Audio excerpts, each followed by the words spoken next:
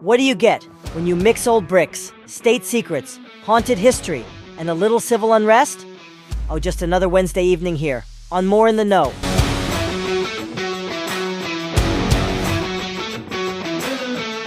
I'm Sammy, your sidekick producer with a backwards hat, a drawer full of snacks, and a sixth sense for bad vibes. And today, Karen's got a tale that's as southern as sweet tea and as chilling as a cold draft in an attic. So Karen, what are we digging into?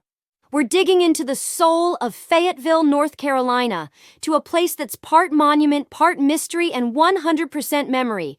It's the Market House, a center of trade, a seat of power, a site of slavery, and the silent witness to a historic fire. But if you only know it as the pretty brick building in the traffic circle, you're missing the point. Let's go back in time. In May 1831, a fire started in a kitchen downtown. But with strong winds and mostly wooden buildings, it quickly spread into an uncontrollable inferno. Over 600 buildings burned in just one day, including Fayetteville's State House, where North Carolina had signed the U.S. Constitution. This fire essentially wiped the city's center off the map. The destruction was so complete it forced the city to completely rethink its future. 600 buildings? Gone? Just like that? Yeah, and after the ashes cooled, Fayetteville had to rebuild from scratch. The old wooden structures were replaced with more durable brick and stone, and they also needed a new center, a symbol of survival. So, 7 years later in 1838, Fayetteville built the Market House as a symbol of rebirth. So who got the job to build this new symbol? I mean, it takes some serious skill to help rebuild a city.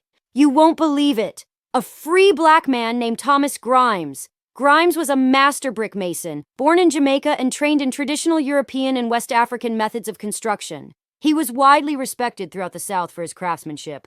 Hold on. This was the South in the 1830s. For a free black man to build a major public building? That's wild. Yeah, it is. It was almost unheard of. Racial laws and customs kept black people severely limited, especially when it came to public projects. The South was deeply segregated, and black people, free or enslaved, faced huge legal and social restrictions. For a free black man like Grimes to gain trust, contracts, and respect to build a civic landmark, that's huge. It shows his skills and reputation were extraordinary. He literally helped rebuild Fayetteville from the ashes. Many believe Grimes had a hand in all of it. His legacy stands strong today, even if history didn't always remember him properly. But it's not just a pretty building, right? I heard it has a bit of unsavory history. That's right. On the bottom floor, you had your classic Southern market, produce, cloth, livestock. But you also had human beings sold under those arches. Not every day, but enough that the place still feels heavy. Over the years, they added a second level for town business. Then later, museum exhibits. So the very man who built it, a free black man, helped create a place where slavery was enforced? Unfortunately, a painful contradiction. The building is a symbol of community, but also of suffering. In recent years, Fayetteville has made efforts to face this past. One of the most powerful additions is a plaque installed at the Market House, etched with the names of known enslaved individuals who were sold there, names that were once scribbled in ledgers, now carved in stone. It's a monument of memory. Each name is a reminder that these were not just sales, they were lives. And didn't you mention tunnels in the previous video? Are they real? Because I'm already getting creeped out. There are rumors of secret tunnels beneath the Market House, maybe connecting to banks or jails, maybe used during the Civil War, or maybe to help people escape. They could have also been used during Prohibition, or maybe for other nefarious reasons. We don't have concrete proof, but folks say you can hear footsteps and whispers under the arches. So, you'd better watch your steps, Sammy. I think I'll stay above ground, thanks. So, with all that heavy history, has anyone ever tried to, tear the Market House down? Oh, more than once. Since the Civil Rights era, the Market House has been at the center of a long and emotional debate in Fayetteville. Some people have pushed to remove it entirely, saying its ties to slavery and oppression are too painful to preserve. Yeah, I get that. Like, how do you walk past that building every day knowing what happened under those arches? True, but you have to remember that other things occurred there that wasn't so horrible. Others argue it should be repurposed, not erased, turned into a place that tells the full story. Not just the architecture, but the people, the pain, the progress. How else can you learn from the past if you don't remember it? But get this. In 1973, the Market House was added to the National Register of Historic Places, and it's also listed as a National Historic Landmark.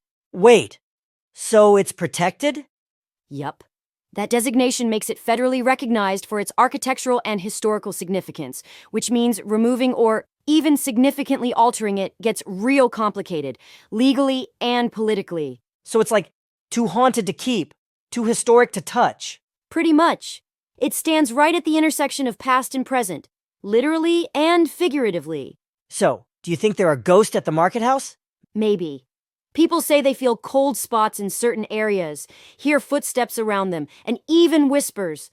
Or maybe the real haunt is the past itself, and the truths we still need to face. Okay, so we've got ghosts, fire, tunnels, slavery. And I've also heard people wanted to get rid of the Market House because of traffic? Yup! Back in the day, long before it became a lightning rod for social justice, city planners and locals wanted to tear it down because it was a traffic hazard. A haunted building that blocks traffic. Great combo. Well, the Market House is smack dab in the middle of a busy roundabout, and as Fayetteville grew, so did the complaints. People said it was slowing traffic, causing confusion, and even dangerous for pedestrians. So let me get this straight. This historic landmark has survived fires, protests, and centuries of controversy. But a few too many cars almost took it out? Exactly. There were real discussions in the mid-20th century about demolishing it just to open up the roads. Some folks argued that it was outdated and inconvenient, just a roadblock with bricks. But in the end, preservationists fought back, and when it was added to the National Register of Historic Places and declared a National Historic Landmark in 1973, the city couldn't just bulldoze it for a smoother ride. I knew ghosts were real, but ghost traffic reports? That's a new one. Guess it's easier to go around the ghosts than through them. It seems so. Now, fast forward to 2020. Protesters set fire to the Market House during demonstrations after George Floyd's murder. It wasn't destroyed, but it was confronted.